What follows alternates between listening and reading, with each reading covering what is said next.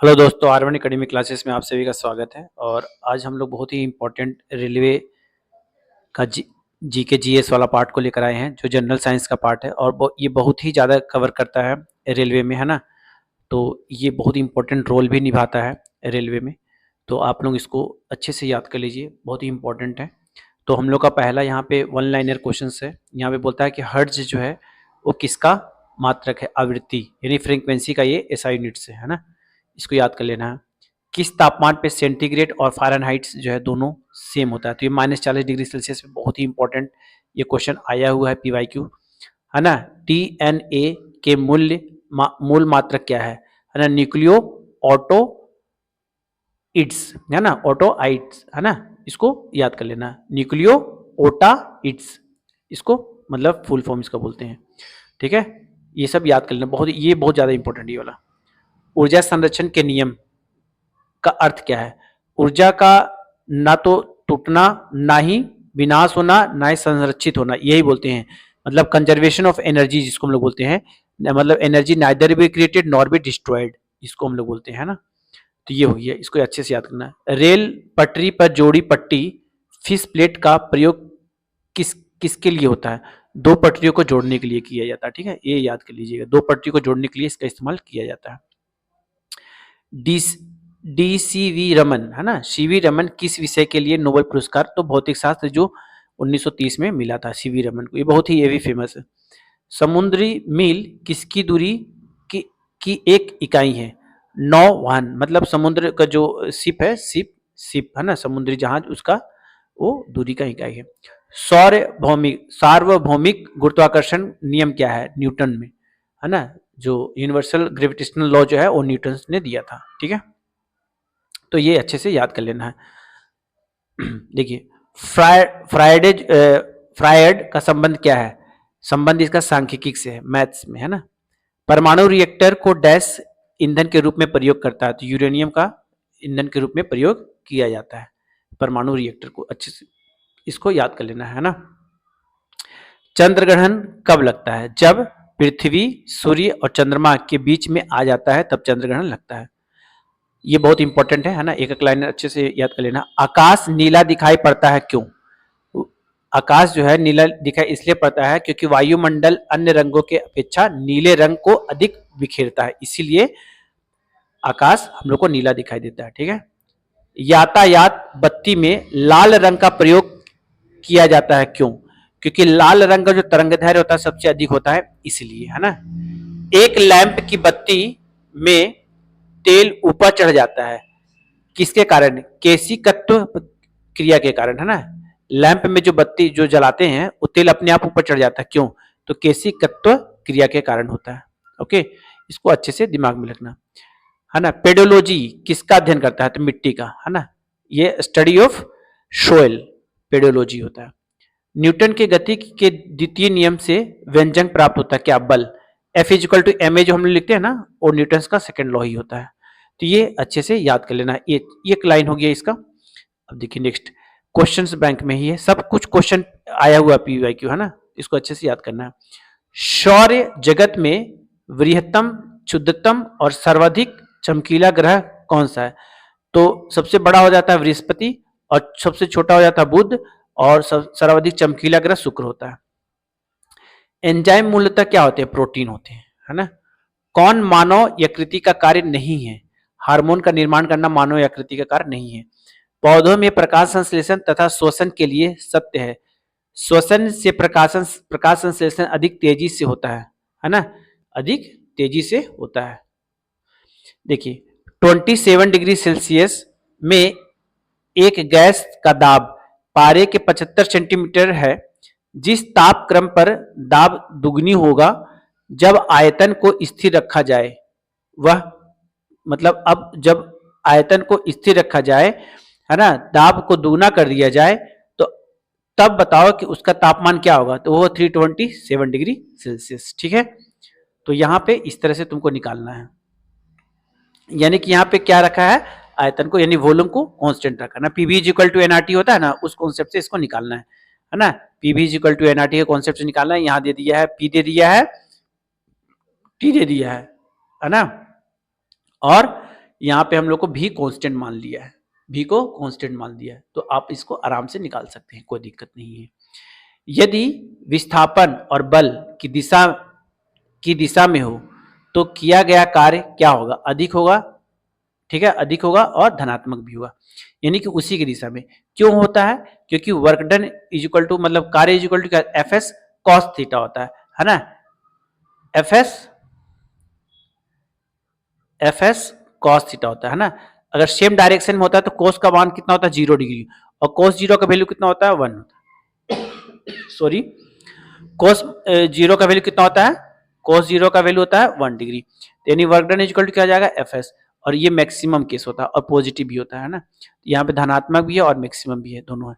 तो ये work done. अच्छा, इसमें डिटेल वीडियो अगर चाहिए तो आप लोग कमेंट बॉक्स में कमेंट कीजिएगा, हम डिटेल वीडियो इसका बना देंगे। ओके, अच्छा, सरल आवर्ती गति में आयाम a और अवधि t के अधिकतम वेग क्या होंगे। देखो ये टोटल यानी सर्कल का ये क्या हो गया, पैरामीटर हो गया, और ये टाइम हो गया, तो ये क्या हो गया, पैरामीटर बाय टाइम क्या हो गया, हमारा अधिकतम वेग बन गया। ठीक है, एक कूलम में कितने आवेश होते हैं, एक कूलम में होता है 1.625 × 10⁻18 इलेक्ट्रॉन। ये वेरी वेरी इंपॉर्टेंट, बहुत बार पूछा गया है क्वेश्चन, है ना, बहुत ही इंपॉर्टेंट है। किसके कारण आकाश नीला दिखाई देता है, तो प्रकाश प्रकीर्णन के कारण होता है ना।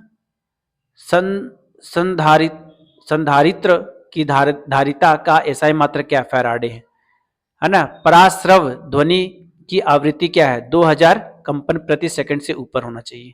100 वाट 250 वाट चिन्हित बल्ब को होकर धारा प्रवाह कर, देखिए पी दे दिया है, भी दे दिया है, पी इक्वल क्या होता है, भी आई होता है ना। तो पी का मान दिया यहाँ पे 100 और भी हो जाएगा आपका कितना 250 इंटू क्या हो जाएगा आई, तो 100 को 250 से डिवाइड करेंगे तो आ जाएगा कितना 0.4, ये राइट आंसर हो जाएगा। यानी पी इक्वल टू पी यहाँ पे क्या है, पावर है, अब भी क्या है, वोल्टेज है, आई क्या है, करंट है, तो इससे आप लोग निकाल सकते हैं। दाब का विमा यानी दाब का विमा का मतलब क्या, डायमेंशन, यहाँ डायमेंशन क्या है, ml-1 t-2 दाब का, है ना, प्रेशर का आपका डायमेंशन क्या है, तो याद रखना। देखिए डायमेंशन हम लोग निकालते हैं, जैसे मान ले पी इक्वल टू क्या था, फोर्स बाय एरिया, और फोर्स इक्वल टू क्या था, मास इनटू एक्सेलरेशन बाय क्या है, एरिया। अच्छा, मास को तो हम m लिखते हैं, और एक्सेलरेशन क्या होता है, वेलोसिटी बाय टाइम, तो हम लोग LT-1 एल तुम्हारा हो गया LT-2 इसको लिख देंगे, है ना, एक्सेलरेशन का, और यहाँ पे एरिया का क्या हो जाएगा, एल स्क्वायर हो जाएगा, ये ऊपर जाएगा कट जाएगा, इसमें तो क्या है ML-1 T-2, ML-T-1 है ना। देखिए डायमेंशन का मतलब हो गया ना कि जैसे मास को हम लोग क्या इंडिकेट करते हैं, मास को हम लोग कैपिटल M से, और लेंथ को हम लोग इंडिकेट करते हैं, मतलब कोई भी दूरी है जैसे मीटर उटर में तो उसको L से, और टाइम को हम इंडिकेट करते हैं T से, है ना, T से।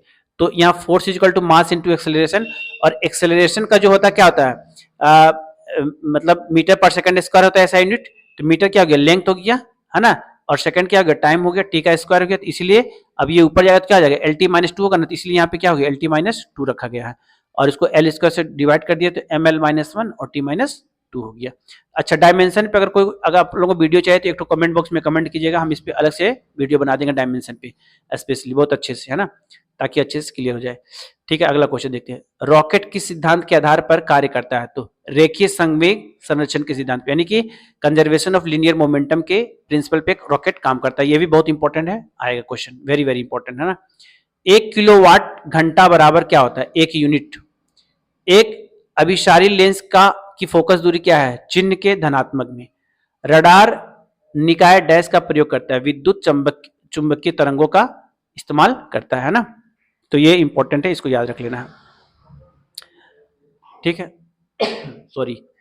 देखिए यहाँ पे विद्युत चुंबकीय तरंग एवं प्रकाश तरंग का वेग है बराबर होता है ना। एनीमोमीटर से का प्रयोग किया जाता कहाँ पे, पवन का वेग मापने में। ये बहुत इंपॉर्टेंट है, ये बहुत बार पूछा है, वेरी वेरी इंपॉर्टेंट, है ना। विद्युत रोधी माइका परावैद्युतिक गुणांक क्या है, यह है 6.7, याद कर लीजिएगा। जिप्सम का रासायनिक नाम क्या है, कैल्शियम सल्फेट, ये पूछा हुआ है, ये भी बहुत बार पूछा है। कैल्शियम सल्फेट मतलब CaSO4। अपेक्षित आर्द्रता के मापने के लिए किस उपकरण का उपयोग किया था, हाइग्रोमीटर, ये भी बहुत बार पूछा गया है ना, ये बहुत बार पूछा गया है, ये भी वेरी वेरी इंपॉर्टेंट। निकट दृष्टि दोष का सुधार किया जा सकता है अवतल लेंस के द्वारा, ठीक है।